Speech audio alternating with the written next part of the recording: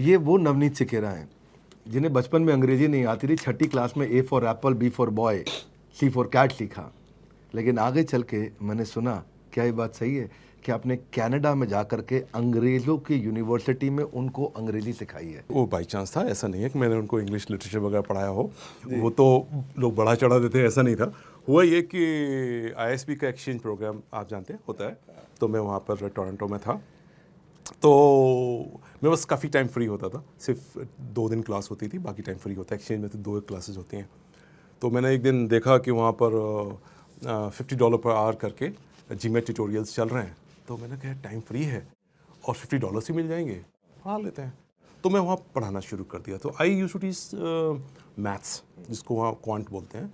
Maths मेरा अच्छा था, बचपन से अच्छा था, तो मैं मैथ्स पढ़ाता, मैथ्स में कंफर्टेबल था, मैथ्स में पढ़ाता था। फिर क्या हुआ, एक दिन वहाँ पे जो मेरे बाद जो वर्बल पढ़ाता था, इंग्लिश लैंग्वेज पढ़ाता था, वो टीचर आया नहीं।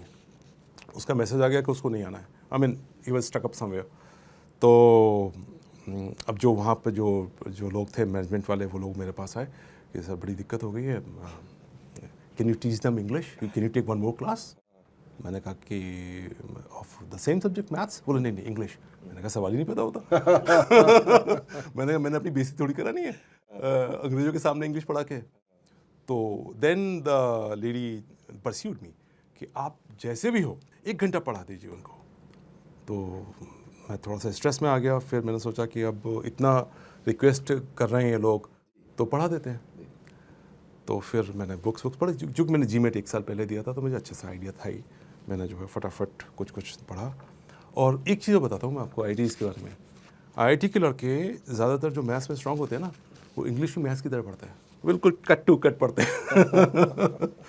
तो जो मैंने उनको क्लास लिया, पढ़ाया, तो ग्रामर्स का मैंने उनको पढ़ाया, तो मैथमेटिकल तरीके से समझाया उनको। पता चला मुझे जो प्रॉपर टीचर था उससे अच्छा फीडबैक मिला मेरे को कि भाई ये तो ऐसे इंग्लिश पढ़ाई जानी चाहिए।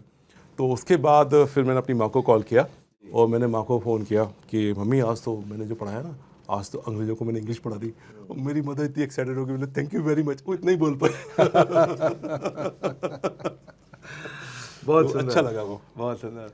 वैसे तो आपने आगे चल के, मेरे को लगता है, मैं सुना आपने हार्वर्ड में भी अपनी मोटिवेशनल स्पीच दी है जा करके।